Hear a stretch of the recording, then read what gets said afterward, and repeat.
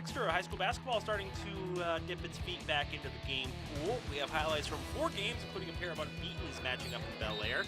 River also puts a perfect record on the line. Fire at Fifth Third Ballpark in West Michigan, stunning everyone, including former Whitecaps and Tigers organization. 9 and 10 Sports Extra starts now on Northern Michigan's sports leader. Good evening and welcome to Sports Extra, everyone. I am Jeff Johnson. Sports Overtime going to return next Friday, but we still have 4 high school basketball games for you tonight, including a matchup of unbeatens when Hillman visited Bellaire. Team's 2 coaches getting a chance to chat before the game. Tigers showing nice patience on the opening possession and paying off too. Brendan Zimmer spinning one home for the deuce. Bellaire, nice passing now. James Schrader drives, kicks to Denny Hall. Finds Adam Underwood at the top of the key. That's 3 people touching the ball. That's 3 ball for them. Hillman answers Mason Van Pommel. Curling into the lane. Floater goes. Tigers lead by 1. Building that lead in the second. Ty Jones from beyond the arc. Hillman up by 6, but the Eagles have an outside game as well. Swing passing, finding Schrader. Corner trifecta. He had 23 points. Bellaire goes on to win 59-50. Just down M88, Ellsworth looking for win number 1 at Mancelona. Ironman already up 17 in the third and adding to it. Brandon Dingman, 35-15 Mancelona. Later, Dingman dishing out the pretty long pass to Jake Winstead for the layup. Next time they're on floor. Dingman, soft touch off the window for 2. He had 28 points. That was a game high. Lancers finally getting their offensive going here. Brian Drenth underneath, up and good for 2. All Mancelona tonight, though. Check out the effort by Logan Borst.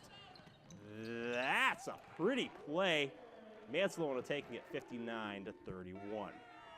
McBain visiting unbeaten Pine River, where it was pink out night to honor the memory of accident victim Valerie Van Avery, would have been a senior this year. McBain's Tristan Wilson, baseline jumper, making a 2-point game in intermission. Tied at third.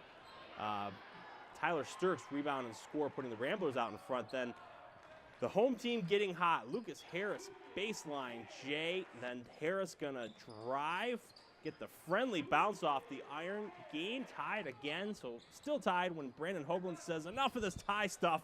He's gonna drill home the 3 ball, put the Bucks in front. Pine River on the run. Mitchell McDonald smoothly sidestepping the defender off glass. Bucks win the conference opener 62-42. Now it's the ladies' turn to show off the boys just how it's done.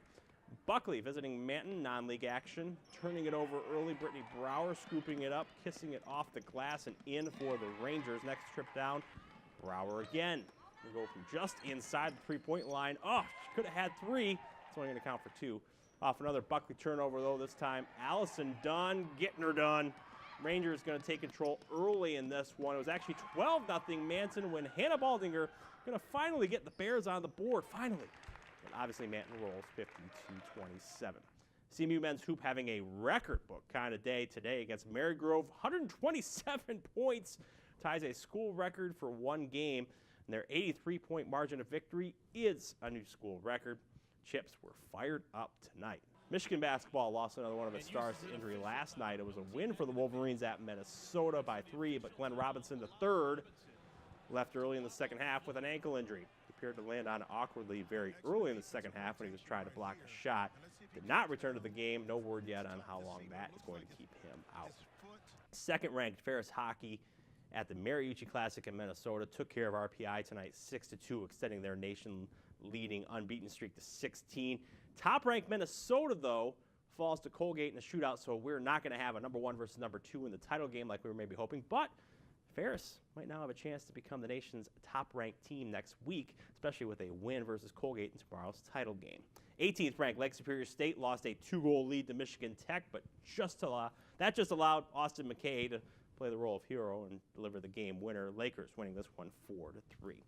Former Whitecap players and the Tiger organization talked about the fire that engulfed Fifth Third Ballpark in West Michigan this morning. More on that when Sports Extra returns.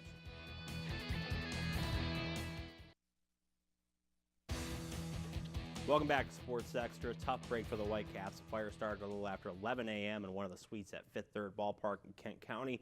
Then moved down the first baseline. Thankfully, all of the employees got out safely and nobody was hurt. They have said they will be ready for the home opener in 95 days, which means they will also be ready for the 2014 Midwest League All-Star Game, June 17th. Former Whitecaps have already talked to MLive.com about their feelings. Current Tigers catcher Alex Avilo used to play for him, called it one of the best minor league baseball stadiums, remembering that it was just always a packed house and a great atmosphere.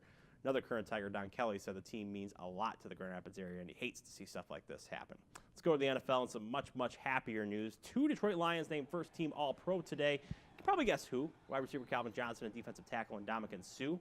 It's the second time Suh has made this first team, and Johnson has done it 3 years in a row. It's also the first time the Lions have had a pair of players make the first-team All-Pro since 1997. Back then, it was Barry Sanders and Herman Moore. And Eric Fisher has been ruled out of Saturday's wildcard game when the Chiefs are going to take on Indianapolis. Former CMU star and #1 overall pick in April's draft suffered a groin injury in practice Tuesday. Thanks for watching Sports Extra. David Letterman is next. Have a great night.